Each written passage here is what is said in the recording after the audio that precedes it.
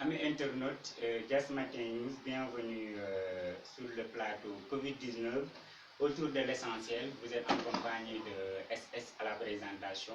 mbokk xarit internet yi nga xam ne yéen a tàmm di suivre Just Matin News ñu ngi leen di dalal bu baax ci seen plateau spécial bi ñu def ko autour de l'essentiel ci feebar bi nga xam ne lambee na dëkk bi ñu dippee ko coronavirus ñu gën koo xam ci Covid-19. xam naa rek tey da ngeen ci ànd ak SS comme chaque jour à la présentation ma am si sama ñaari invité yi nga xam ne kenn dootu leen présenté dans la commune de Diass ki si njëkk mooy suñu pape Alassane Ndiaye moom laay njëkk dalal si plateau bi monsieur Ndiaye ma bàyyi la nga nuyoo ak internautes yi ak waa Diass ak waa Sénégal ak waa adduna bi. sax li ma lay déglu bu baax a baax te bu ñu sant yàlla julli si Seydina Muhammad sallallahu alayhi wa sallam te dina ñaanal yàlla nga xam ne yéen a yërul seen si Dakar kii Just Matin maa ngi koy defal bu baax a baax di wax ne man nekk naa hôpital principal pendant 37 ans comme technicien supérieur en biologie. En plus, je suis un conseiller municipal à la mairie de Diass. D'accord. Comme ni ngeen ko déggee rek moom ci loolu rek dañ ciy toftal ne moom mooy président du comité santé de Diass loolu également dañ ko siy toftal ci présentation bi donc ma ànd ci également monsieur Alassane Diouf moom mu nekk travailleur social communautaire kon Alassane maa ngi di la dalal ci Just Matin News. Bon, asalaamaaleykum wa rahmatullah waa Kour Safi, asalaamaaleykum waa commune de Diass,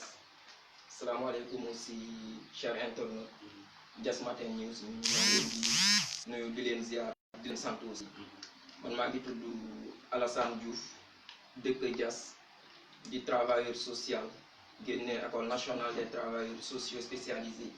di 25e promotion depuis 2018. Donc sama spécialité nag travail social communautaire la spécialisé donc Just Matin News ñoo ngi di remercier ci liggéey bi ngeen di def parce que yéen a ngi permettre aussi askan bi ñu xam lu bëri ci li nga xam ne moom xew na ci Diass mais ci li nga xam ne aussi xew na Sénégal rawatina ci wàllum feebar bi nga xam ne moom lëmbee na jamono mu nekk wàllum coronavirus donc di leen sant di leen ziar bu baax a baax. voilà ci loolu xanaa balaa ñuy xuus ci waxtaan bi rek dañuy def le point ci li nga xam ne ministère de la santé def na ko tey ci suba donc fii ci Sénégal mu mel ne Alassane tey feebar bi cas yi dañ koo nemmeeku fii ci Sénégal 2 mars ba le 26 mars ci boobu ba léegi am nañu 105 cas ci 105 cas yooyu yi ñu am na ñi nga xam ne 9 tane nañ ba ñibbi nañ seen kër actuellement ni 96 cas lañ am sous traitement donc bu ñu ñëwee ci wàllu international ci feebar bi ba mu commencé ba léegi voilà ñu fàttali leen na 198 pays la feebar bi dal ci 198 pays yooyu donc cas total yi mi ngi toll ci 510 646 ñi nga xam ne ñoo ñàkk seen bakken ñoom ñu ngi toll ci 23 079 voilà bu ñu jëlee total bi yëpp totalu cas yi yëpp mi ngi toll ci 112 442 loolu moom la ñu am ci monde entier mais li ñu gën a soxal comme que ñu ngi Sénégal suñu monsieur Ndiaye xam naa rek dañ lay bàyyi nga commenter cas yi ak résultats yi ak yi fi jot a xew depuis le 2 mars ba le 26 mars. li may waxee moo di ne di jëkk jërëjëfal sama naataangoo yi médecin yi ak les paramédicaux ñi xam ne dëgg yàlla ñooñu nekk si hôpitaux yi di ñu liggéey boo xam ne dëgg yàlla ñu ngi lay jërëjëfal bu baax a baax ndax xam nañu liggéey boobu dafa nekk liggéey boo xam liggéey bu métti na ndax su nekkee ne yàlla may na Sénégal ba ñu ngi koy sant yàlla si loolu amuñu dese yi ñu am 91 cas yi xam ne ñoo nekk sous traitement nekk na loo xam ne wax dëgg yàlla ñu ngi koy sant yàlla di ñaanal ñi feebar yàlla may leen ñu tane jàmm bu ñu jàll jàmm yàlla mën na ko yàlla def parce que feebar bi dafa nekk loo xam ne parce que jarul xeeb dans la mesure où dafa nekk loo xam ne kenn du ko gis wàllam da muy wàllee dafa gaaw gaawaay bi mën nañu nekk fii sax kenn xamul kan moo yoroon mais nañ ko sant yàlla ne ñun ñëpp ànd nañu pour ñu wax si affaire boo xam ne moo xew si Sénégal war nañu mën a góorgóorlu ba conseil yi ministère de la santé di joxe ñu mën ko respecter parce que loo xam ne doo ko gis soo génnee mën nañ la wàll su ko xam ne doo ko gis loolu war na mën tax ba final ku nekk jël sa disposition boo xam ne dina mën tax ba finalement ñu bañ a lëmb ndax kat lëmbaay bi yëpp nit ak nit ñoo ko jox morom wala boog ñoo xam ne ñi liggéey ñu wàll leen mais li si ëpp contamination communautaire parce que loolu daal moom la ñu war a sàmm moom la ñu war a góorgóorlu ba finalement loolu bañ a taal parce que su taree rek yàlla ko yàlla yemal ko moomu tar mokk ci Sénégal waaw yàlla daal. waa Alassane ci loolu rek cas yi bëri nañ nemmeeku nañ am na ñu bëri ñi nga xam ne ñu ngi ñàkk seen bakkan ci feebar bi am na ñi nga xam ne également ñu ngi sooxaale ak feebar bi yow en tant que travailleur social spécialisé yow loolu noonu ci société bi ban jàngat nga fi am. bon jërëjëf Saliou donc avant toute chose sànq ci sama présentation sama nuyu dama fàttewaale nuyu suñu papa ji muy Père Ndiaye donc ñu ngi koy beral nuyu spécial parce que suñu papa la te yàgg nañu di ñu tette di ñu conseiller ci yu bëri aussi léegi par rapport ak ce qui laaj boobu noonu nekk na laaj boo xam ne laaj bu am solo la parce que en tant que travailleur social bu ñu gisee ne feebar bi de ñi mu jot a yóbbu seen bakkan ñi bëri nañ trop donc loolu aussi dafay indi tiitaange ci boppu nit ñi donc ci loolu aussi ñu ñëw ci wàllum communication à tenir parce que bu ñu umpalee ne feebar bi mën na indil nit ñi ay psychose des problèmes même psychologiques yoo xam ne dafay laal boppu doomu aadama te xam ngeen ñun ñëpp umpale wuñ ne xel mooy doomu aadama donc wàllum communication bi aussi war nañ ci def très attention parce que jàpp naa ne ce sont les personnels de santé ñi nga xam ne ñoo ngi liggéey ci wàllum wér-gu-yaram ñoo ci war a communiquer ak ñi nga xam ne c'est des paramédicaux ak ñi nga xam ne c'est des spécialistes de du domaine par exemple ñi nga xam ne ñu ci mel ni ay ñoom psychologue ñi ci mel ni ay ñoom travailleurs sociaux ñi nga xam ne au moins xam nañu doomu aadama nekkinam ak situation crise yu nu mel bu xewee ci jamono donc ñooñu ñoom ñoo habilité à ce que ni ñoom ñuy wax ak askan bi parce que bu ñu joxee n'importe qui parole rek mën na créer psychose ci bopp doomu aadama yi te ñun ñëpp xam nañ ne psychose sax loolu bu xasee mooy ay trouble psychologique bu jotee doomu aadama bi rek xëy na ne mooy gën a garaaw sax feebar bi donc loolu ñu def ci très attention aussi Saliou parce que loolu bu amee rek dina gën a yokk feebar bi ay karaw daal comme ni ko gars yi di waxee. voilà ci loolu dina gën a yokk feebar bi karaw mu ëppi loxo. voilà dañuy ñëwaat ci suñu pap bi nga xam ne moom technicien biologiste la donc ñoom ñooy nekk ci laboratoire yi donc feebar bi naka la nit ki xamee na dal na nit ki ci lan la ñuy sukkandikoo dañuy def prélèvement bi naka lañ koy defee ak ci yenn critères la ñuy basé wu ba def prélèvement bi. léegi dans un premier temps suñu jëlee sa température am la température optimale de l'individu du sein c'est à 37 degrés su nekkente na au-delà de 39 bu 40 c'est suspect et signe clinique yi mu ngi manifeste avec un tout boo xam ne vraiment daf lay sonal nga am une complication respiratoire dans ces complications respiratoires soo demee gis médecin bi léegi mu def sa prélèvement muy def prélèvement bi ñaari prélèvement moo am day jël benn échantillon boo xam ne c'est sa salive bi le plus souvent virus bi foofu lay toog balaa nga koy won mën nañu prélever aussi avec un échantillon ñu dem def ko dans une émission qu'on appelle l'eau physiologique ou sérum physiologique ñu jox ko au laboratoire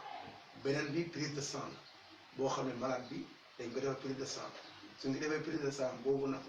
ñu dem def analyse sérologique bi nga xam ne dañuy def un mélange anticorps antigène bu ñu mën a xam ne kii sa sérologie est positive au coronavirus su positif na ñu xam ne kii dañ ko war a yóbbu à une chambre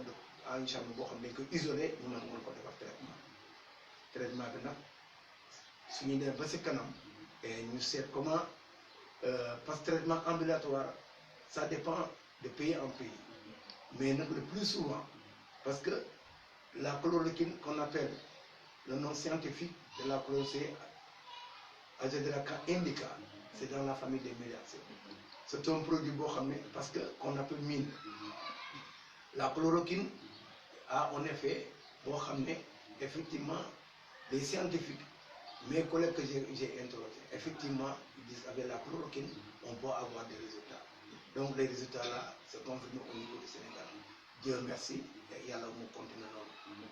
Mais pour le moment, on n'a pas trouvé encore de vaccin contre le coronavirus. On n'a pas encore trouvé. On est en train de faire des études sérologiques pour pouvoir vraiment trouver ce remède précieux pour que nous voilà xam naa dañuy desaat ak yow rek da nga laal sànq ba laal chloroquine te actuellement yi dafa lëmbee jamono boo xoolee professeur Raoul wax na si donc ki nga xam ne également mooy professeur Seydi wax na si démb voilà moom li mu ci wax nee na chloroquine boobu bu fekkee am naa dégg naa li mu wax bu baax nee na du patient yi yëpp ñoo ko war a jël am na ñi nga xam na par exemple bu ñu demee ba ñoom ñoo war a jël chloroquine ñoo lañ ko war a jox ñu bëggoon xam ban genre patient moo war a jël chloroquine bi. Le plus souvent parce que ça dépend du médecin traitant, le médecin qui est en face du patient. Parce que sous ausculté malade bi dina xam ne malade bi si il est positif mu def ko essai su laissé le malade n'a pas des signes de contre-indication, il faut continuer le traitement. Le plus souvent, la chloroquine dafa am ay contre-indication parce qu'il y a des gens qui ne peuvent pas supporter certains effets néfastes de la chloroquine. Raison pour laquelle, à un certain moment, on l'avait mis dans le placard. Donc finalement, avec la nouveauté du coronavirus qui est venu, les scientifiques se sont rendus compte qu'effectivement la chloroquine peut soigner, mais à un dégrèment par rapport aux patients. Loolu daal moom stade boobu la ñu yem tey am na ñoo xam ne mën nañ ko mën a supporter ba ñu mën def seen traitement ambulatoire ñu ngi koy def mais le plus souvent médecins si boppam qui sont habilités à suivre le médecin et le malade ñoo mën a seet comment ils vont faire le traitement mais en gros la chloroquine c'est un remède idéal pour traiter le Covid-19. Voilà donc Alassane ñu ñëwaat ak yow rek ci maladie bi xam naa rek moo lëmbee jamono ñëpp ñu ngi siy wax te yéen aussi cadre société bi maîtriser ngeen ko trop léegi yow question bi ñuy ñëwaat ak yow des fois dañuy jékki-jékki di dégg ay fausse information kaa am na fii loolu day dem ba traumatiser ñi nga xam ne dañ nekkoon en tranquille mais ci situation boobu population bi ban comportement lañ war a andi. Bon par rapport ak cette question boobu aussi nekk na question bu am solo parce que dañoo nekk ci jamono boo xam ne avec l'impact des réseaux sociaux aussi képp ku mu neex rek mën nga jékki-jékki aussi nga joxe sa benn information ne cas am na fële te loolu aussi mën na créer des troubles psychiques au niveau de la population te loolu boo assez am aussi. ñi nga xam ne am nañ trouble yooyu dañuy soxla un accompagnement psychosocial te loolu aussi pour ñu éviter ko il faudra que ñu retourner par rapport ak ñi nga xam ne ce sont les structures habilitées à donner la bonne information parce que gis nañ ne chaque jour que Dieu fait ministre bi wala son directeur de cabinet moom dina génn joxe la bonne information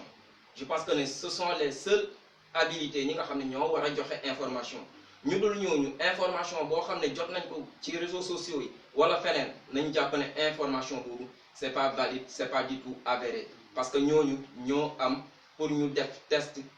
képp ki nga xam ne aussi gis nañ ne yow tu es un cas suspect dañ lay defali test au niveau des centres habilités yi nga xam ne centre yooyu ñoo war a defi ay test mais li may bañ foofu mooy que ne ku nekk fële rek naan kaa am na fële kaa am na fële kaa am na fële donc loolu dafay indil population yi yenn trouble yoo xam ne bu ñu moytuwul ça sera vraiment incontrôlable te loolu pour ñu éviter ko aussi il faudrait que ne ñu respecter les mesures d'hygiène ñu respecter aussi les directives yi nga xam ne autorités yi joxe nañ ko bu ñu defee noonu rek ñëpp aussi sukkandiku ci directive autorité yooyu ci directive ak communication ministère de la santé et de l'action sociale yaakaar naa ne bu ñu sukkandikoo ci ñooñu rek yaakaar naa problème du am daal. problème du am voilà monsieur Ndiaye dañuy ñëwaat ak yow ci chloroquine bi ba tey parce que da nga koo tudd mu nekk loo xam ne actuellement ni intéressé na Sénégalais yi lool pour ñoom sax am na ñi nga xam ne dañoo defe ne actuellement nii moom solution am na ndax chloroquine bi ñëw na comme cas bi ni nga ko waxee dégg nañ ko mais ci professeur Seydou ba léegi bu ñu sukkandikoo ci moom dafa ne chloroquine bi bu ñu ko essayé bu demee ba bu fekkee moom doxul en tant que tel dañ koy boole ak beneen médicament boo xam ne antibiotique la mooy azithromycine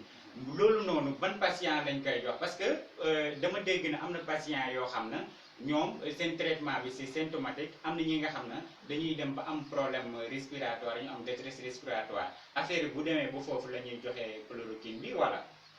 su demee ba foofu effectivement mën nañu joxe chloroquine mais nag su nekkee stade boobu am na dañ ko war a intuber voilà dañ ko war a def aspirateur boo xam ne mooy dindi mucus boobu nekk si entre le poumon ak gorge bi parce que loolu moo indi encombrement pulmonaire parce que médecin bi wax moo tiim malade su tiimee malade bi mu xam ne kii mu ngi bëgg a am encombrement pulmonaire daf koy intuber wala mu aspirateur mu aspiré ko mu mën ko vider mais le plus souvent les médecins habilités comme ni ko waxee rek ñoom ñooy xam ne kii war na mën jël chloroquine wala kii war na mën jël antibiotique boobu mu nga wax léegi parce que effectivement ça dépend du médecin bi xam moo tiim malade voilà médecin yëpp ku nekk ak sa façon bi ngay traité sa malade voilà médecins yooyu ñu ils sont habilités gis nañu malade bi sa réaction gis nañ ko moo nag en fonction de cela ñooy am mesure soit ñu adapté wala ñu changé voilà loolu rek moo fi nekk. kon léegi actuellement ni mën nañoo jàpp ne képp koo xam ne da nga am patient bu am coronavirus ci kër gi da ngay dem pharmacie jënd chloroquine wala da ngay xaar ba médecin bi ne la demal jënd chloroquine wala nu muy demee noonu. déedéet soo nekkee ne tu es suspect dans un premier temps sa température nekk na loo xam ne c'est élevé comme ni nga ko waxee sànq.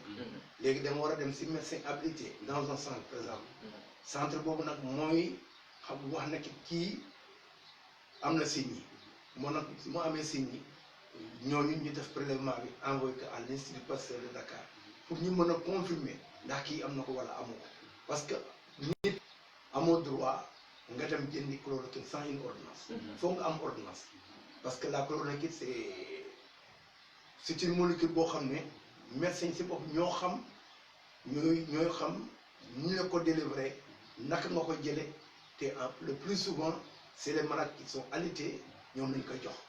mais parce que la chloroquine c'était en mode de rupture du moment que léegi actuellement c'est une nouveauté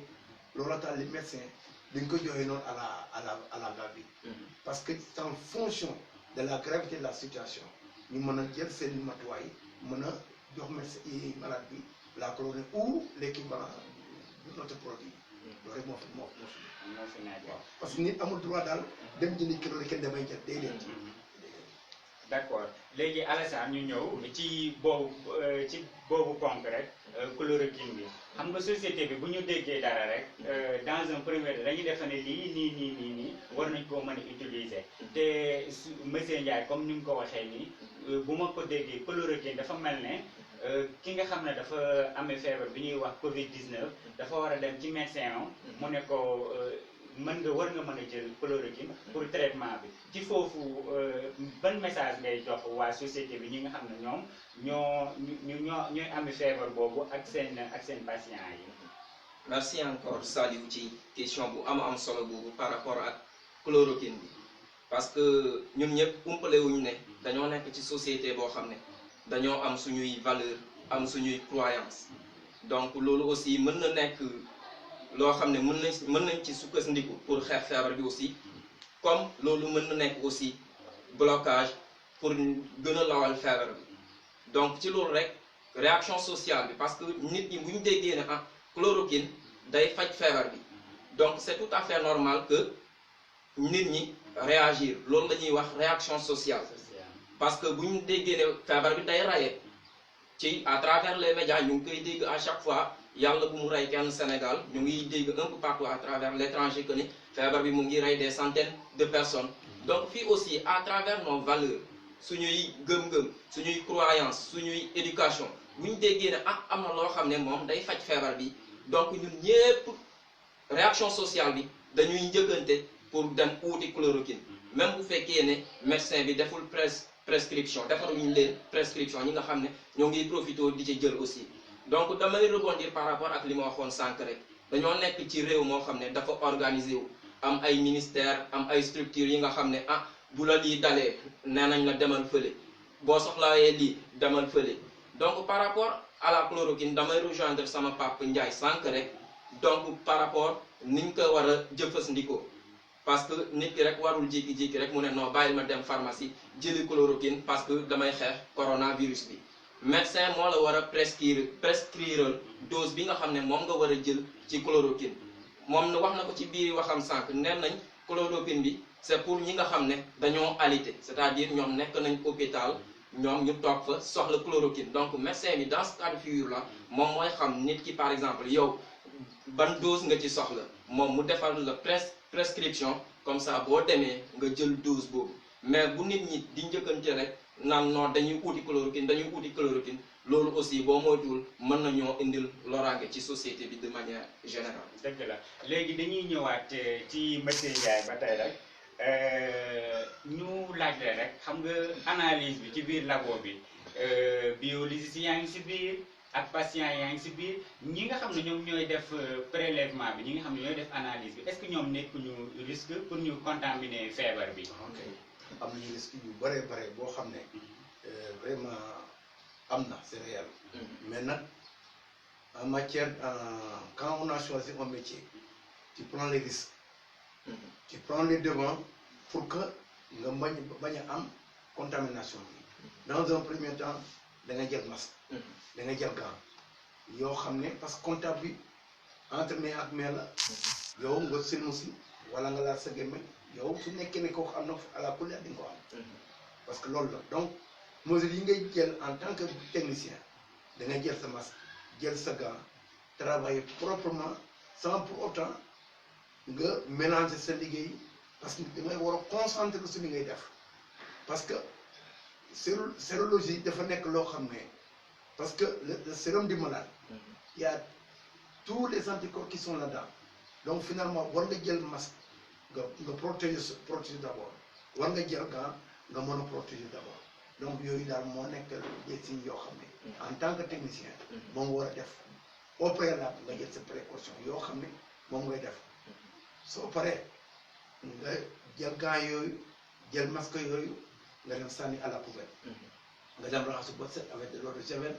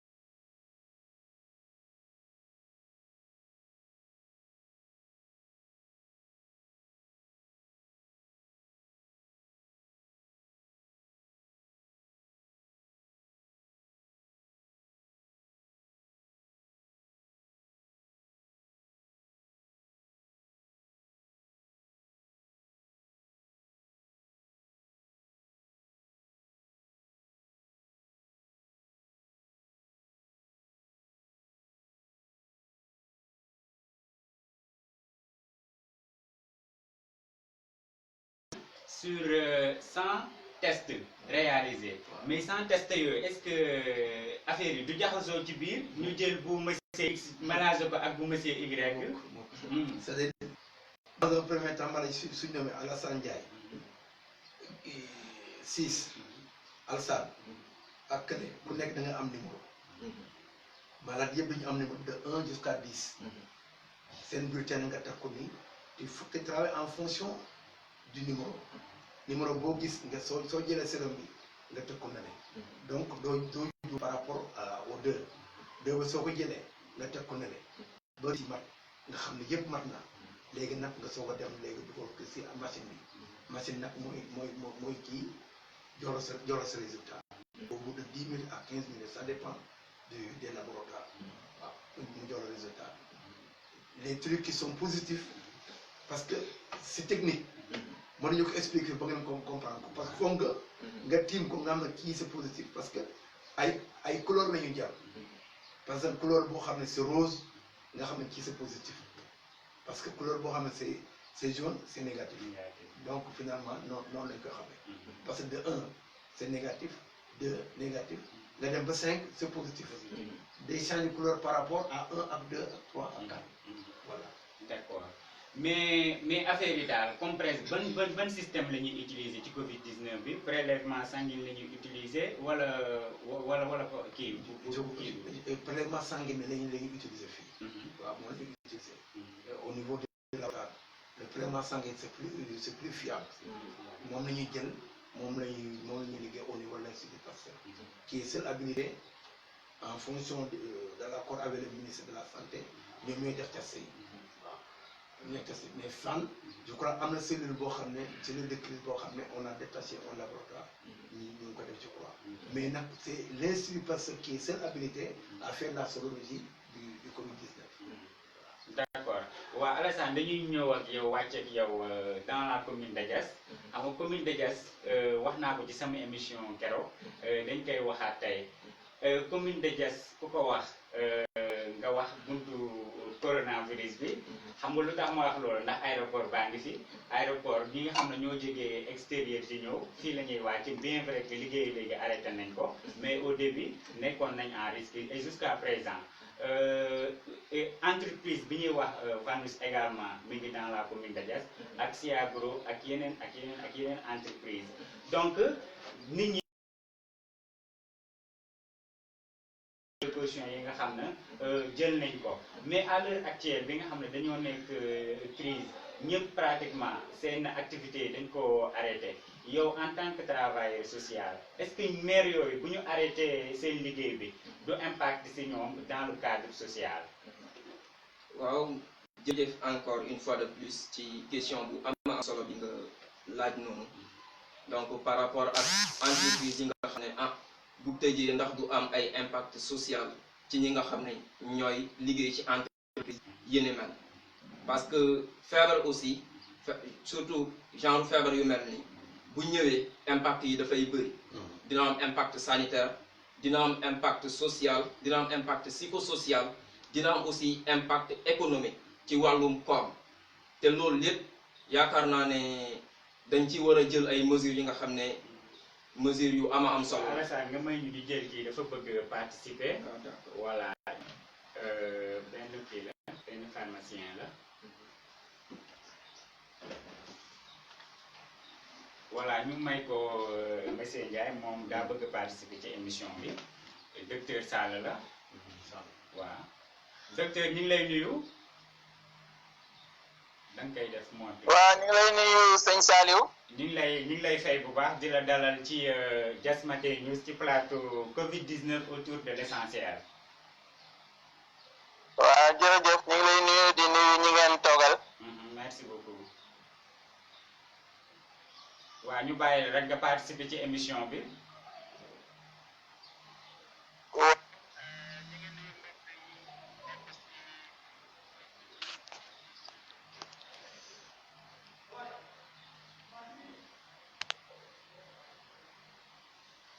ñu bàyyi la nga participer ci émission bi. problème la.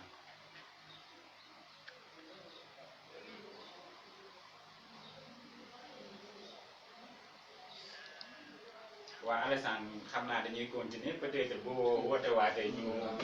mu def intervention wam allez-y. waaw par rapport ak impact yi ma doon wax sànq rek genre feebar yu mel nii bu ñëwee impact yi du yem kese ci wàllum wér-gu-yaram bi dina am impact sanitaire dina am impact. voilà monsieur Sall. waaw dañu am coupure bu gàtt waaw. waaw allez-y ñu ngi lay déglu sa participation ci émission bi. waaw juste pour introduire ñu nuyu waa Sénégal yëpp nuyu àdduna bi yëpp ñuy suivre Just Matin News. di leen masawu ci coono feebar bi. te di leen wax ne rek fi mu nekk nii ñu ngi toll si jéem a ut ay saafara moo xam ci wàllu vaccin moo xam si wàllu médicament. am na yu jot a feeñ ci médicament bi ñuy wax nga xam ne fan yii yëpp moo nekk débat si réseaux sociaux yi ak ci média yi muy chloroquine xam naa dinañ ci ñëwaat waaye daal lu si mënti am mooy feebar bi mi ngi avancé te ba léegi daal jàppaguñu ne gis nañ li nga xam ne que ne mooy tax xel yëpp dal daal waaw loolu lañ ci mën a pour le moment.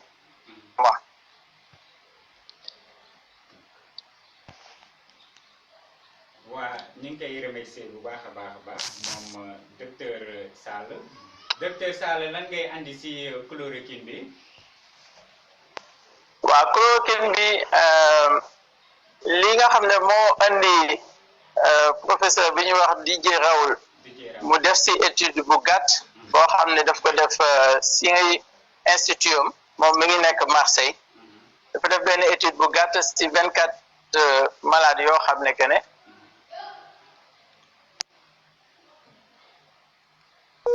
protocole bi nga xam ne moom la def li gën a tax mu essayé protocole bi nga xam ne moom la def dafa boole benn bu ñuy wax hydroxychloroquine moom la boole ak yenn maladies yi ñu dolli leen benn antibiotique bu tudd azithromycine maintenant nag bi mu demee ba am juróom-benn fan dafa gis ne que ne maladies yi nga xam ne jëluñu dara ak maladies yi nga xam ne que ne dañuy jël hydroxychloroquine kese ak maladies yi nga xam ne dañuy jël hydroxychloroquine ak azithromycine antibiotique bi ñooñu ñoo gën a am évolution bu baax maanaam détecté tuñu virus bi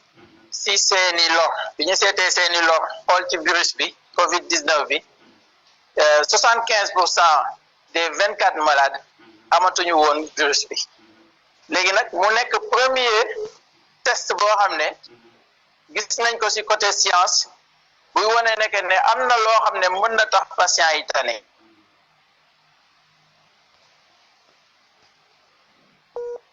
dafa def communication bu mu gisee loolu dafa def communication wane ne que ne jot na def ay test malade yooyu tane nañ par rapport ak boo ko comparé malade yi nga xam ne jëluñu ci wàllu science dafa am noo xam ne que ne garab wala boo jëlee ay garab di ko boole bëgg ci faj benn maladie te fekk kenn mësu koo testé yow mi nga xam ne yaa koy testé dafa am protocole yoo xam ne que ne moom la ñu respecté au niveau international ak échantillon boo xam ne que ne xel mën na koo nangu ci maanaam mën nañ cee sukkandiku ci nombre bi ni mu toll maanaam nga jël 10 000 malades wala nga jël 5 000 malades wala nga jël 20 000 wala am na études yoo xam ne sax dina dem ba 100 000 malades à travers le monde mais moom 24 malades la jël te 24 malades yi am na ci résultat yu baax mais présenté wuñu étude bi ci benn congrès boo xam ne parce que fi mu nekk nii kenn tànnul congrès ndax ñëpp ñu ngi fàttu ba communauté scientifique bi mën ko discuter mën ko critiquer pour mën ko valider loolu moo andi coow li bi ci des il faut nit ñi tam comprendre lan la ñuy wax fi mu nekk nii waxuñu waxu jël chloroquine pour def prévention wu Covid-19 bi prévention bi ñëpp yaakaar naa ne ñu ngi koy def ay statut di ko publier mooy adopter les gestes barrières lavage des mains distanciation moytu leen génn yu bëri yi ak saafonte yu bëri yi nga xam ne que ne virus bi mi ngi circuler diggante nit ak nit loolu fi mu nekk ni moom la ñu retenir mais kenn waxul nañu jël chloroquine di ko naan wala ñuy wax ay niim dafa am chloroquine nañ ko naan pour maanaam feebar bi bu la waree dugg déjà loolu dafay indi coow parce que chloroquine bi dafa am dose boo xam ne que professeur boobu moom la ko utiliser pour mun a faj ay maladam dafa am durée boo xam ne moom la ko utiliser pour mun a faj ay maladam ba pare ni ma ko waxee sànq daf ko boole ak beneen antibiotique kon mënoo sukkandiku ci dem pharmacie jënd fa chloroquine bi ñuy wax nii moom la ñëpp xam mooy Nivaquine suñu yaay yi doon nañ ko naan bu ñu nekkee diggante ba dañuy tooñante naan ndax naan nga sa Nivaquine loolu mooy Nivaquine boobu ñu doon utiliser di faj sibiru mais dañ ko abandonné parce que yow en tant que pharmacien est-ce que seen pharmacie commencé ngeen stocké ay chloroquine wala pas encore bon ben instant bi gëj naa pharmacie mais li ma jàpp mooy nekk ne Nivaquine daanaka kenn soxlaatu ko Nivaquine kenn soxlaatu ko parce que professeur bi li mu utiliser moom hydrochloroquine la tudd hydrochloroquine moom mi ngi tudd plaquenil waaw mooy point bi ma bëgg a ñëw parce que plaquenil dañ koy booleeg azithromycine waaw plaquenil boobu moom la professeur bi boole ak azithromycine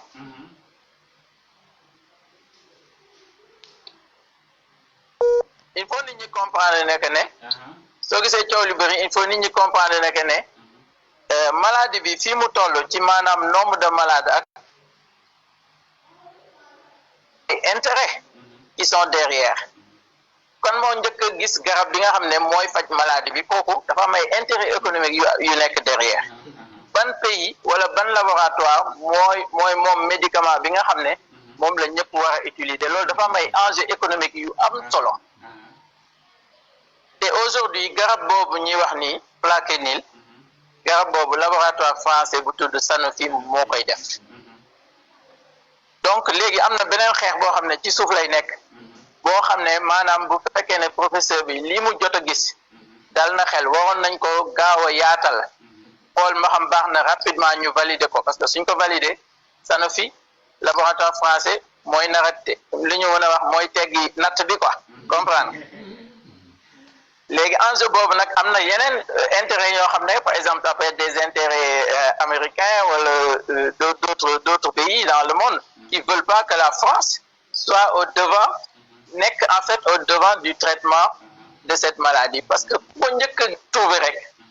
ku njëkk a trouver vaccin bi rek am na alal bu bëri bu nekk ci ginnaaw boo xam ne que ne yow da ngay breveter rapidement li nga trouver noonu da ngay ut benn brevet bu wane ne que ne lii yaa ko njëkk a trouver ñu féetale la ko et puis nag nga mën koo jaay ci monde bi yëpp enjeu yooyu aussi daf si nekk moo tax coow li bëri mais daal lu ñu mën a jàpp daal pour éclairer population yi ci gàttal mooy chloroquine bi jarul ngeen di dem pharmacie di ko ut jarul ngeen koy stocké parce que chloroquine bi nga xam ne que ne moom la ñu utiliser moom mi ngi tudd plaquenil te plaquenil dafa am malade yoo xam ne que ne dañu am ay problème rhumatisme moom mooy seen traitement dañ koy utiliser te d'ailleurs garab la boo xam ne souvent day nekk en rupture sax donc boo demee pharmacie jënd ko fa dem teg ko sa kër am na benn malade boo xam ne mi ngi ko soxla yaa ngi ko xañ deuxièmement kenn ñaanu ko yàlla tey boo demoon ba am feebar bi du yow yaay faj sa bopp parce que du faj bi du chloroquine kese moom ngay naan am na boo amee problème respiratoire am na assistance respiratoire bu ñu la war a defal am na ay médicaments yu ñu la war a jox plus chloroquine bi donc population bi mënul faj boppam il faut nit ñi dal affaire chloroquine bi daal nañ ko teg ci suuf ku demoon ba tey am feebar bi kenn ñaanu ko yàlla médecin yi ñoo lay faj waaw am na nag dëkk yoo xam ne comme li ñuy wax fi mu nekk ni y a rien sur la table ñoom jël nañ chloroquine bi dugal nañ ko ci seeni protocole boole ko ak yeneen garab pour di faj seen malade Égypte def na ko Maroc def na ko ba tey sax sànq maa ngi jot benn communication ñuy wax benn malade boo xam ne Maroc dañ ko utiliser ay protocole yoo xam ne chloroquine ci la bokk ba malade bi wér na mais loolu tamit kenn mënu ci sukkandiku parce que il faut. waaw xam naa dañ koy jaajëfal bu baax monsieur Ndiaye li mu wax ci chloroquine dafa mel ne gën na leeraat docteur Sall moom pharmacien la fa la nekk ci diwaanu Dakar mais actuellement nii il est en voyage dafa dégg émission bi rek nee na après moom dina bëgg na participer mu am leeral ci Assane ñu lay bàyyi ñu continuer après ñu bàyyi suñu papa mu kii mu commenter chloroquine bi ak leeral li mu si andi. D'accord léegi par rapport ak li ma doon wax sànq rek. parce que genre feebar yi yu mel nii bu ñëwee impact yi dafay bëri. du yem rek ci wàllum impact sanitaire dina am impact économique dina am impact social dina am impact psychosocial te loolu aussi dañ ci war a defee parce que impact yooyu bu fekkee ne dañuy sukkandiku rek ci wàllum wér-gu-yaram bi aussi fàtte yeneen aspect yi mooy aspect koom mooy aspect psychosocial aussi yaakaar naa ne loolu dafay xaw a indi jafe-jafe te yaakaar naa ne président de la république son excellence monsieur Macky Sall développé na benn somme boo xam ne c'est pour loolu pour jël en compte impact yi nga xam ne ànd nañ ak feebar bi parce que loolu aussi dundinu doomu aadama yi du xaw a neex donc feebar bu amee nii autorités yi nga xam ne ñoo nekk ca kaw dañ ci war a jël ay mesures à notre niveau aussi autorité suñuy autorités locales yi ak bonne volonté yi ak homme politique yi ñoom ñëpp gis nañu seen taxawaay loolu ñoo ngi koy rafetlu ñoo ngi koy encouragé bu baax a baax parce que xeex bi nekkul ne xeexu ñëli la wala xeexu ñëli à travers notre mairie gis naa seen téléthon yi ak à travers Diass yi ak toutes les bonnes volontés yi nga xam ne ñoo ngi ci commune de Diass ñoom taxaw nañ terme pour jéem a xeex feebar bi parce que feebar bi aussi c'est une question de santé publique te loo xam ne c'est une question de santé publique nekkul ne benn nit moo ko war a xeex wala ñaari nit ñoo ko war a xeex mais ñun ñëpp ci war a jàpp pour xeexandoo feebar bi pour mu jóge suñu commune mu jóge ci àdduna bi de manière générale. voilà monsieur Ndiaye dañ lay bàyyi rek docteur Sall li mu wax ci chloroquine bi je pense que def na benn conduite à tenir boo xam ne képp koo xam ne yaa ngi déglu émission bi à travers explication ak li ñu fa jot a expliqué lan ngay commentaire ci intervention moom. di ko rafetlu bu baax a baax. di ko jaajëfal di wax ne parce que lii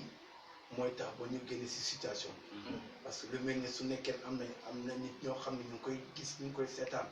kon nañu mën a indi seen contribution bi xam ne dina mën tax ba fu ñu nekk fii tembe ñu mën a avancer un pas de plus parce que li moom comme wax c'est chloroquine moom laay wax moom laa waxoon au départ parce que chloroquine bi dafa nekk loo xam ne dañ ko arrêté woon parce que effectivement le médecin traitant c'est lui seul qui est habilité à faire le traitement de choix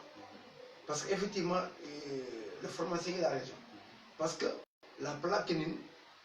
c'est un dérivé de la nivaquine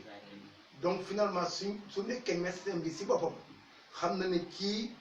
il est habilité pour mu am na doole pour mu jël lii daf koy boole ak antibiotique ça dépend des antibiotiques bon de choix am na yeneen antibiotiques yoo xam ne ça dépend mais le plus souvent antibiotique azithromycine bi effectivement molécule la boo xam ne ñaar la déterminance du ma dugg si détail boobu déterminance pour que ñu mën a xam ne médecin bi si boppam moo am habilité def prescription médicale mën a joxe traitement ñu suivre ko à la lettre loolu rek la quant à dem à la pharmacie di wuti ñëwaat comme ni ko pharmacie waxee jëru ko parce que ku nekkee ne ñi ko am dëgg-dëgg ñoo nekk hôpital mën a ñoo am besoin jël ñëwaat kon daal bu ñu déggee li mu wax ak li nga expliqué mën nañoo jàpp na traitement bi pour le moment c'est d'ordre préventif ku nekk da nga war a sàmmonte ak li nga xam ne ministre de la santé teg na ko fi ak mesures yi nga xam ne président de la république Macky Sall teg na ko fi ci loolu sax bëggoon nañ également ñu xuus ci kanam ak Alassane mi nga xam ne moo ñu yoreel wàllu société bi fii tey donc ñi dellusiwaat moom ba tey rek Alassane boo xoolee depuis couvre-feu bi je pense que tey mooy doon 3e nuit bi et que ba léegi sénégalais yi dafa mel ne comprendre ñu lan mooy couvre-feu ak lan mooy état d'urgence te affaire bi ba léegi ñoom ñi ngi jaayante ak policiers yi di gën a di defante ak ñoom quoi ni ñu ko mën a waxee boo xoolee exemple lu Médina démb li fa am doy na waar police gars yi di xeex ak policiers yi société bi actuellement à l'heure actuelle lan moo war a nekk seen taxawaay ci wàllu feebar bi. waaw jërëjëf ci laaj bu am solo boobu mu jëm ci wàllum couvre-feu bi parce que ñun dañoo nekk ci société boo xam ne couche bu ci nekk da nga am sa comportement société bi ni ñu uutee ak culture yi ni ñu uutee ak communauté yi ni ñu uutee ñun doomu aadama yi noonu la ñu uutee parce que boo gisee comportement doomu aadama yi lan moo koy waral mooy sa yarin lan moo koy waral mooy sa wàllum formation wàllum jàng lan moo koy déterminer aussi mooy sa wàllum ngëm par exemple ñii ay xadr lañ ñii tiiraan lañ et cetera ku ci nekk am ay valeurs yoo xam ne ci ngay sukkandiku waaye ñun dañoo nekk ci réew boo xam ne c'est un état de droit aussi te autorité suprême bu joxee ay mesures je pense que ne bu fekkee ne suñuy comportement yi uute nañ man par exemple séeréer saafen la am na loo xam ne c'est des valeurs chez moi que nekkul ci koo xam ne ak suñu mbokk xalpulaar yi nekkul ci valeur ñoom ci ñoom ci joolaay ainsi de suite yarin bi aussi donc yooyu yëpp dafa nekk loo xam ne dafay am répercussion par rapport ak mesures yu ni mel bu ko autorités yi jëlee parce que changement de comportement aussi dañoo war a sukkandiku ci ay leviers bu ñu jëlee benn penseur américain bu ñuy wax Kurt Lewin mu indil ñu sa théorie des champs de force dafa ne pour ñu changer comportement nit ñi dañoo war a agir sur les forces restrictives mooy ñi nga xam ne bu ñu jëlee décision par exemple que ne bouteille bii nañ ko déplacer mooy ñi nga xam ne dañuy opposé wu loola léegi mu ne ñu aussi dafa basé théorie am ci 3 leviers mu ne action sur les champs restrictifs mooy li ma expliqué par rapport ak sànq par rapport bu ñu nareen déplacer bouteille bi ñi nga xam ne dañuy opposé wu loolu ñu def action sur le champ moteur mooy ñëpp ñi nga xam ne par exemple bu ñu jëlee exemple lu feebar bi mooy ñëpp ñi nga xam ne ñoom jàpp nañ ne dañuy gunge président de la république ak le ministère de la santé pour feebar bi ñu jëlee ko fi mu ne troisièmement bi mooy lan mu ne transformer les champs restrictifs en champs motrices mooy que ne ñi nga xam ne ñoom dañuy opposé wu changement de comportement yooyu ñoom ñu jéem a def action ci ñoom ba ñu soppali leen ñoom ñu nekk les champs motrices maintenant léegi loolu pour moi aussi il faudra que ne chef de famille bu nekk nga jël say responsabilités aussi wax ak say doom parce que loolu aussi ñu bëri ñoo ngi ciy blâmer les forces de l'ordre mais damay naan les forces de l'ordre ils sont dans leur devoir parce que dóor yi dafa métti gis nga gars yi ni ñu leen dóoree loolu aussi dafa métti est-ce que force de l'ordre yi également du ñu xolaat liggéey bi ñu privilégier communication bi que dóor bi voilà. waaw jërëjëf léegi ba léegi rek ñun ci cadre boobu dañ ne le changement de comportement c'est-à-dire changement de comportement nit ki bu naree changer comportement soit c'est forcé ou réfléchi soit c'est accidentel soit c'est forcé c'est-à-dire boo naree changer sa comportement soit yaay toog ba xool ne man mii dama war a changer comportement nga dem changer ko soit c'est accidentel par exemple comme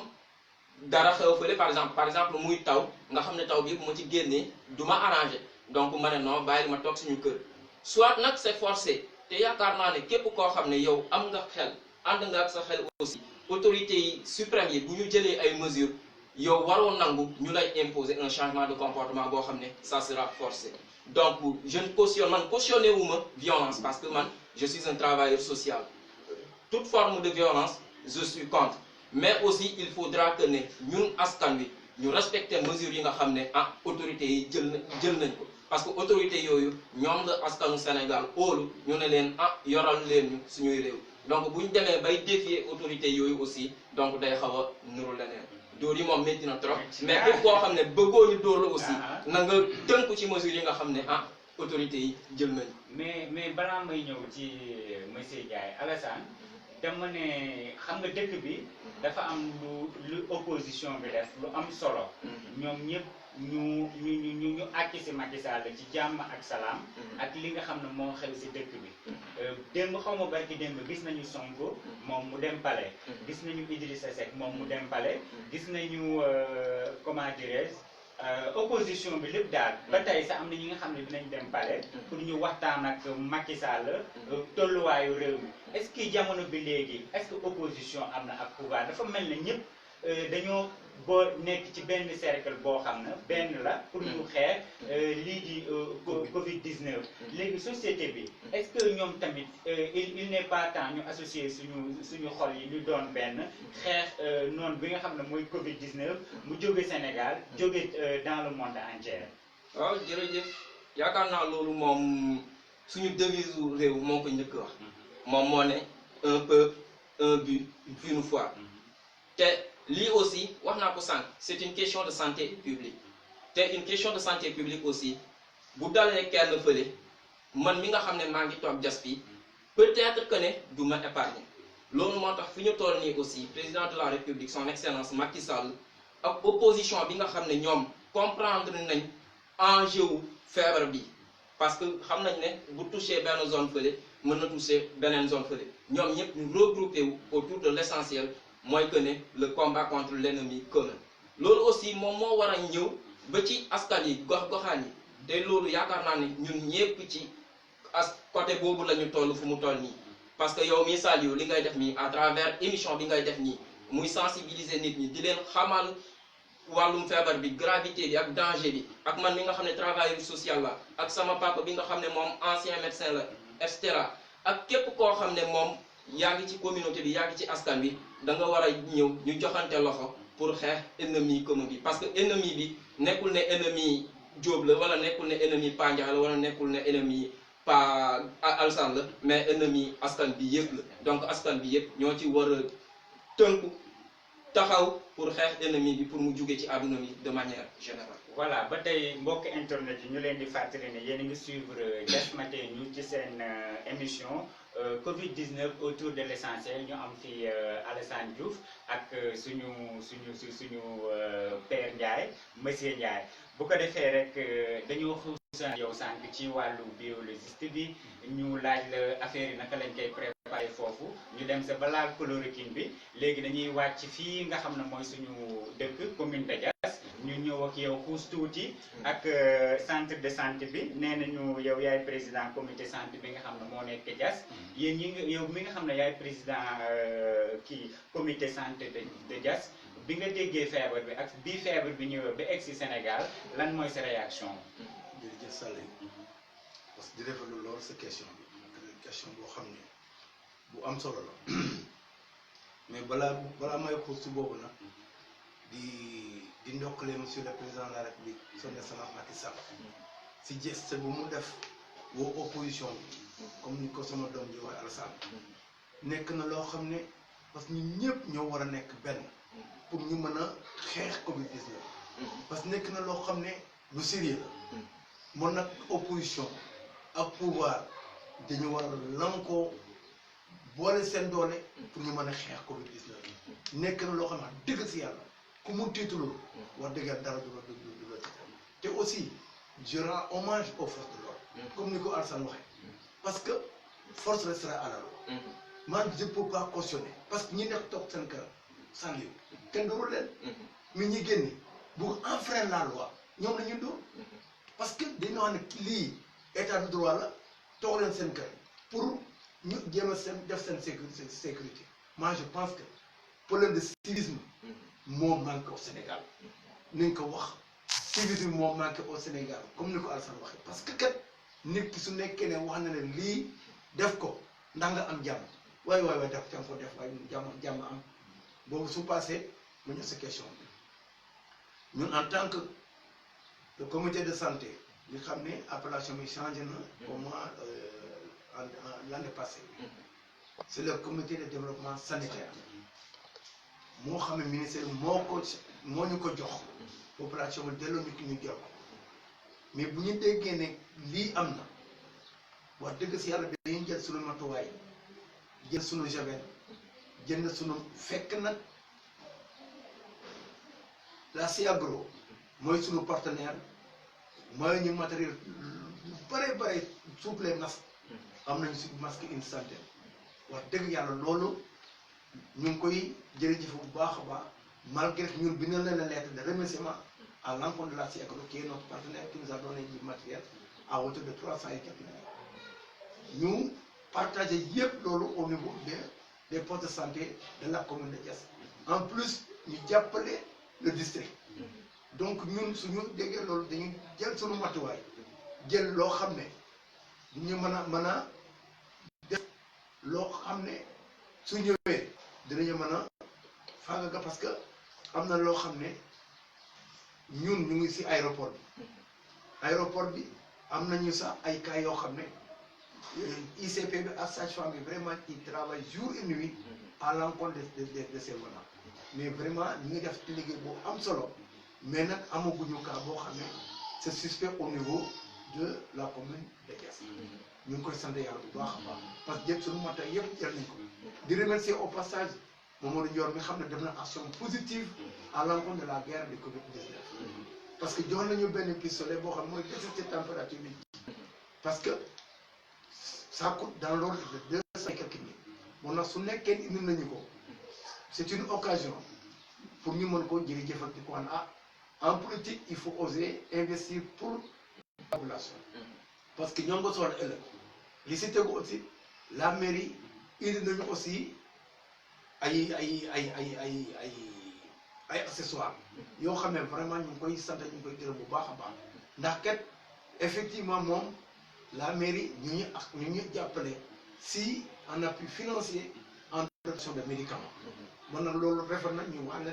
ndax def lu ñuy def gis nañ ko opération bi gis nañ ko parce que nit ki su nekkee ne la jox am ku la dimbali da nga ko jërëjëf ndax ba ëllëg mu mën a gën a jox waaye wax dëgg yàlla ñun nag jël nañu suñu montaay bu mat sëkk boo xam ne wax dëgg yàlla ñu ngi xaar au cas su nekkee am na cas yoo xam ne vraiment c'est avéré ñu war ko assumer fi ñu ko war a assumer Dieu merci loolu amaguñu cas yi wax dëgg yàlla. waa ci loolu rek Père Ndiaye balaa ñuy avancer ci Alassane ñu la yéen naka ngeen di xamee ne am ngeen cas à part thermoflash bi nga xam ne am ngeen ko fa yéen matériel ak yéen jumtuwaay ngeen am ci dispensaire bi nga xam ne bu ngeen amee malade ba moom bu demee ba température bi mu supérieur à la normale ci ngeen di référé wu complètement pour ngeen acheminer ko wala ngeen woo numéro yi nga xam ne ay numéro vert la. bonne question su nekkee ne sa température est élevée avec le thermoflash mu ñu jox ñu sa température li muy jëkk li médecin li sebe jëkk di def dafa am ay questionnement yoo xam ne dafa koy laaj soo ko laajee ba pare mu bind ko. question yi si mel ne lan. question bi par exemple fu mu malade bi fan la jógee yan signe lan moo lay metti damay saxat damay tesoli nanga noonu ainsi de suite mu bind loolu si feuille bi envoyé ko fu mu ko war a am mooy district mooy sunu chef Popenguine su ko defee mu acheminé ko foofu nag li si am yëpp mën na ko dirigeanté mu envoyé fu mu ko war a envoyé mais ñun nag dans un premier temps c'est des questionnaires yoo xam ne dañ ko koy laaj mu jox ñu ko ñu bind su nekkee jar na jàllale ñu jàllal su nekkee ne jarul jàllale ñu bàyyi ko ça dépend si ICP bi médecin bi si boppam mu xool avec son appareil moo xam ne kii tout bi du tout Covid-19 bi tout la boo xam ne soit une bronchite ou une équivalent mu mën ko traité su nekkee c'est suspect à la couleur daf koy envoyé au niveau du district noonu lay defee. D'accord mais ci district Popenguine bi fan yee dañoo dégg na dafa am cas yooyu nan la fa demee en réalité Popenguine la wala cas yi fan la jógee. Popenguine la mais tubaab bu ñëw la. tubaab bi dafa ñëw. bu mu ñëwee nag mu indaale ko. loolu noonu la demee. mais tubaab bi fan la defee consultation aéroport la ko defee wala fan la ko defee. man nag loolu nag jotuma ko xam parce que man jas laa yem. xam naa waa Popenguine ñoo xam. questionnement bi ñu ma laaj loolu. ñoo war a am habilité ba mais pour ñoom cas bi ñu dégg. mais am na benn cas mu ngi Popenguine dafa ñëw indaale ko. d'accord benn tubaab la. mais ba léegi Père Ndiaye. dañuy gis ci thermoflash yi xam nga température bi comme ni nga ko waxee sànq bu supérieur à la normale cas suspect la mais da ngay jël thermoflash également nga xoolal nit ki température mu ñëw au delà de ça par exemple mu nekk 35 wala 34 voilà léegi bu melee noonu kooku dañ koy teg de côté cas suspect la wala daa am lu ñu leneen li ñuy xalaat si moom. boobu moom dañuy xool leneen si moom. parce que li tax mu ñëw consulté wu. mu am une température au-delà normal li ko indi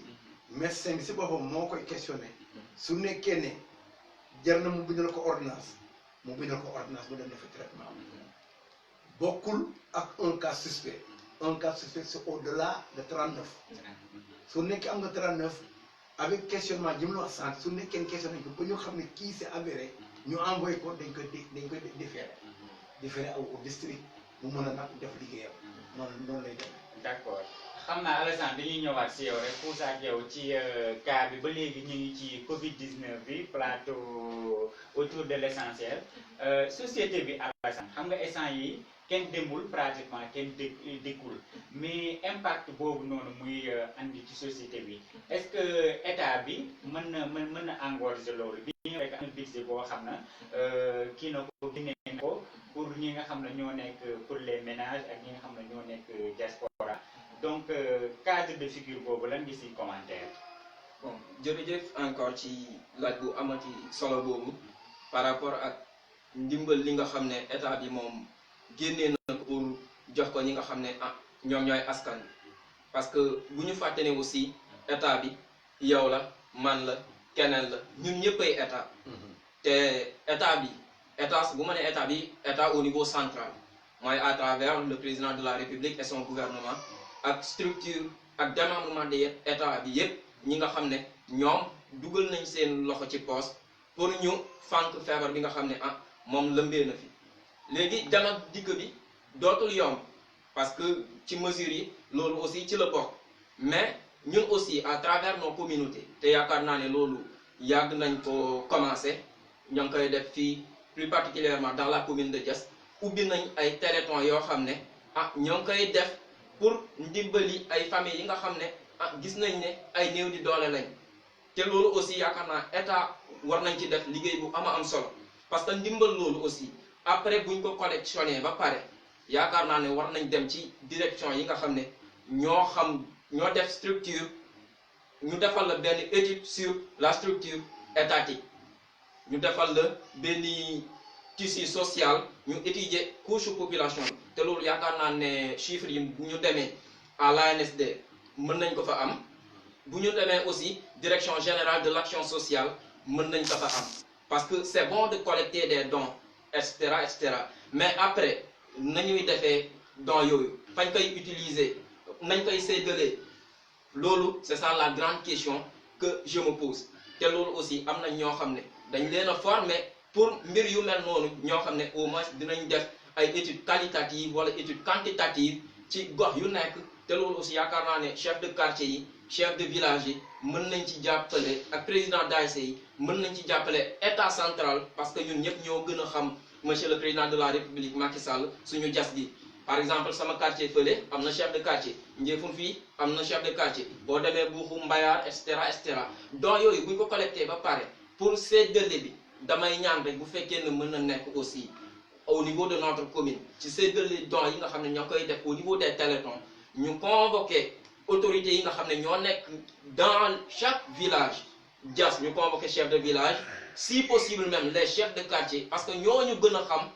ñi nekk seeni goxaan yi comme ça séddale bi aussi mu jaar ci yoon parce que direction de l'action sociale ak ANSD du ñu mën a def séddale ci goxaan yu nekk Sénégal yëpp donc par rapport ak loolu aussi loolu laa ci amoon loo xam ne naa ko ci sànni aussi ñun ñëpp aussi ñu jàpp ci participation bi parce que c'est aussi une question de civisme et de citoyenneté. voilà wax nga ko suñu mbokk waa Diass ak ñu ngi def téléthon. ñi nga xam ne ñu ngi ñuy suivre également ñu participer ci téléthon comme ni ko Alassane waxee. téléthon bi pour ñëpp la. pour ñi nga xam ne district de santé yi ak case de santé ak poste de santé yi ak ñi nga xam ne gis nañ ne ñii nii également war nañoo mën a bénéficier ci téléthon bi. loolu moo tax ñoom ñu andi téléthon bi xam naa rek après Alassane ngeen jaar si téléthon bi voilà am na solo xam naa sama technicien bi mi ngi may signaler que waxtu bi mat na kon donc Pa Ndiaye dañ lay jox rek nga defaral ñu benn une conduite à tenir sur le Covid-19 bu ñu paree rek après ñu jox Alassane mu ñëw ci kàddoom bu mujj. Saliou maa lay jërëjëf bu baax a baax dans un premier temps ñu ngi lay jërëjëfal di leen ñaanal yàlla ndax kat xale dañuy wax ne su loo xam te tey mën na ànd ak mag parce que maa ngi def lool seen acte bi mu nekk loo xam ne acte de sensibilisation la pour la population de Diass parce que kat population Diass nekkul Diass rek Koursaafi la parce que li mu leen di wax rek la conduite à tenir parce que mooy liy génne à la télé parce que liy génne à la télé moo di ne parce que dans un premier temps diggante nit ak nit su nekkee ne war ngeen am espace de 2 mètres su ngeen di demalante wala su ngeen di jëndalante war na nekk espace de 2 mètres kii jënd nga bàyyi ko mu génn nga dem jënd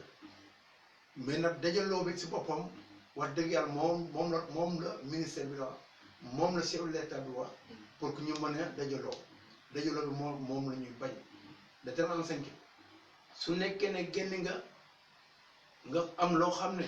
c'est un peu ñëw raxasu ba nga set nga jël solution hydroalcoolique nga def sa loxo nga soog a dugg sa kër si c'est possible loolu daal ñu mën ko respecter ñu mën ko wéyale ñu xam ne kat lii nekk na loo xam ne lu sérieux nekk na loo xam ne lu grave parce que Sénégal bare nañu barewuñu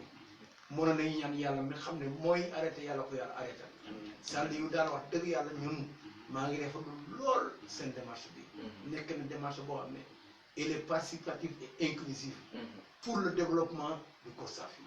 parce que ñu mel ne yéen nañu soxla parce que ñun suñu at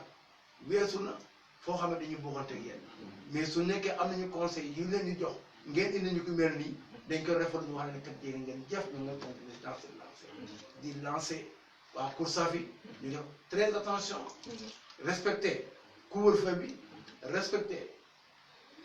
les mesures d'hygiène soo di yàlla mën na mi xam ne mooy aar yàlla aar Sénégal aar adduna bi yëpp barke yàlla yoonte jërëjëf xam naa Alassane dañ lay bàyyi rek dégg nga Pa Ndiaye lu mu wax xam nga Sénégalais moom ak nit moom dañoo xaw a dëgër bopp surtout Koursaafi en plus dañuy jàpp ne fii c'est au village affaire bi est-ce que dina egg fii te comme ni ma ko waxee keroog nee naa leen même bu fekkee ñun amuñu cas am na ay cas yi nga xam ne jaar nañ fi ñu dem Dakar am na cas yi nga xam ne jaar nañ fi ñu dem Mbour kon suñu fit yi warul toog instant yi ñëpp tiit Alassane lan ngay wax société bi